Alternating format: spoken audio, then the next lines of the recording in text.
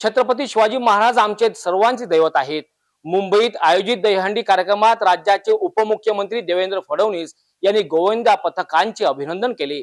एकावर एक पिरॅमिड तयार करून त्यावर अफजल खानचा वधाचे सादरीकरण केल्याने फडणवीस यांनी आपल्या प्रतिक्रियेत गोविंदा पथकांचे अभिनंदन केले। हा देखावा पाहताना सर्वांच्या अंगावर रोमांच उभे राहिले अशा शब्दात सुद्धा आपली प्रतिक्रिया स्पष्ट केली। आता अफजल खान रूपी कितीही शक्ती स्वराज्यावर चालून आल्यास लोकशाही पद्धतीने कोथळा बाहेर काढू अशा शब्दात सुद्धा उपमुख्यमंत्री देवेंद्र फडणवीस यांनी आपले मनोगत स्पष्ट केले। नेपाळच्या घटनेवर संवेदना व्यक्त करून जखमींना मदत करण्यात आली, ते व्यवस्थित झाल्यावरच आम्ही शांत बसणार नाहीत असेही यावेळी स्पष्ट केले। छत्रपती शिवाजी महाराजांचा पुतळा प्रकरणात फडणवीस यांनी विरोधकावर चांगलाच रोष व्यक्त केला आहे। यावर जे राजकारण चाललंय ते वेदनादायी आहे। जो खरा छत्रपतींचा असेल तो कधीच असे फोटो व्हायरल करणार नाही। आता पुन्हा नेव्हींच्या मदतीने भव्य पुतळा बसविणार असे सुद्धा यावेळी स्पष्ट केले। छत्रपती शिवाजी महाराज आमच्या सर्वांचं आराध्य दैवत आहे। आज दहीहंडीमध्ये गोविंदा पथकाने अतिशय सुंदर अशा प्रकारचा अफजल खान वधाचा देखावा सादर केलेला आहे। विशेषतः इतकी थरं लावून त्याच्यावर अशा प्रकारचा देखावा ज्यावेळेस आम्ही सगळ्यांनी बघितला, आमच्या अंगावरही रोमांच उभे राहिले आणि यातनं हेच सांगण्याचा प्रयत्न आहे की अफजल खान रूपी कितीही शक्ती स्वराज्यावर चालून आल्यात तरी छत्रपतींच्या प्रेरणेने त्यांचा कोथळा आम्ही बाहेर काढू, अर्थात लोकशाही पद्धतीनं बाहेर काढू।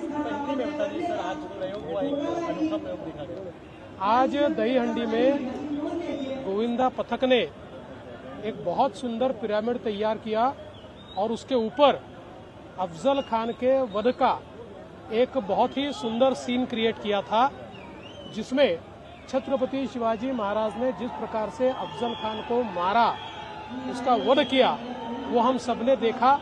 सारे लोग रोमांचित हो उठे और इसके माध्यम से ये संदेश मिला कि स्वराज के ऊपर जब जब अफजल खान चलकर आएगा तो ऐसे अफजल खान को छत्रपति शिवाजी महाराज की प्रेरणा से हम लोग समाप्त करेंगे, उसका वध करेंगे, अर्थात लोकतांत्रिक पद्धती से करेंगे। सर, नेपाळ दुर्घटनेसंदर्भात काय सांगाल? पत्नींची भेट घेतली तुम्ही? आज नेपाळमध्ये जी काही घटना झाली होती त्यातल्या 7 जखमींना बॉम्बे हॉस्पिटलमध्ये आणलेलं आहे। त्या ठिकाणी जाऊन मी त्यांची भेट घेतली आहे, त्यांची विचारपूस केली आहे।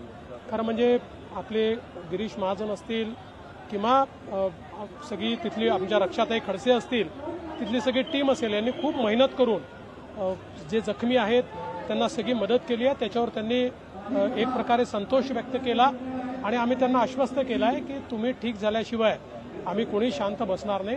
सगळी त्यांची सेवा शुश्रूषा त्या ठिकाणी चालू आहे। विरोधक तुमच्यावरती आरोप करत आहेत मालवणमधील छत्रपतींच्या पुतळ्याच्या घटनेनंतर आणि व्हिडिओ असे आक्षेपार्ह व्हायरल केले जात आहेत। छत्रपती शिवरायांचा जो पुतळा त्या ठिकाणी खाली आला ही आपल्या सगळ्यांकरताच अत्यंत दुःखद अशा प्रकारची घटना आहे आणि निश्चितपणे सगळ्यांच्या मनाला वेदना झाल्या आहेत। मात्र त्याच्यावर जे राजकारण चाललेलं आहे ते अधिक वेदनादायी आहे। जो खरा छत्रपती शिवरायांचा मावळा आहे तो अशा प्रकारचे फोटो कधीच व्हायरल करणार नाही, ते करणं अतिशय चुकीचं आहे। आपल्याला कल्पना आहे की महाराष्ट्र सरकारने हा पुतळा तयार केला नव्हता, नेव्हीने चांगल्या हेतूनं हा पुतळा त्या ठिकाणी तयार केला होता। मात्र त्यांनी ज्यांना काम दिलं त्यांना कदाचित इतक्या सोसाट्याचे वारे त्या ठिकाणी असतात याचं योग्य आकलन करता आलं नाही, त्या हिशोबाने त्याचं डिझाईन कदाचित त्यांना करता आलं नाही, किंवा अशा ठिकाणी आपण ज्यावेळेस पुतळा लावतो तर त्यातलं जे लोखंड असतं ते समुद्राच्या वाऱ्याने लवकर गंजतं। या सगळ्या गोष्टीचं त्यांनी नीट आकलन केलं होतं की नाही हा आता प्रश्न आहे। या संदर्भात सगळी चौकशी चाललेली आहे। आमचा संकल्प आहे त्याच ठिकाणी छत्रपती शिवरायांचा एक अतिशय भव्य आणि अखंड उभा राहील अशा प्रकारचा पुतळा आम्हाला तयार करायचा आहे। आम्ही नेव्हीच्या मदतीने त्या ठिकाणी तसा पुतळा पुन्हा लावू। कोणीही यावर राजकारण करू नये अशी आमची अपेक्षा आहे यावर राजकारण करणं हे अक्षरशः मला असं वाटतं खुजेपणा आहे. हर्षवर्धन पाटलांच्या बाबतीत चर्चा आहे. शरद पवार गटात चर्चा करते प्रवेश करते हर्षवर्धन पाटील. देखिए, छत्रपति शिवाजी महाराज का पुतला इस प्रकार से नीचे आना हम सभी के लिए बहुत ही दुखद इस प्रकार की घटना है, पर इस पर जो ओछी राजनीति चल रही है वो उससे भी दुखद है. ये पुतला, ये प्रतिमा कोई राज्य सरकार ने तैयार की हुई प्रतिमा नहीं है, ये नेवी ने तैयार की थी.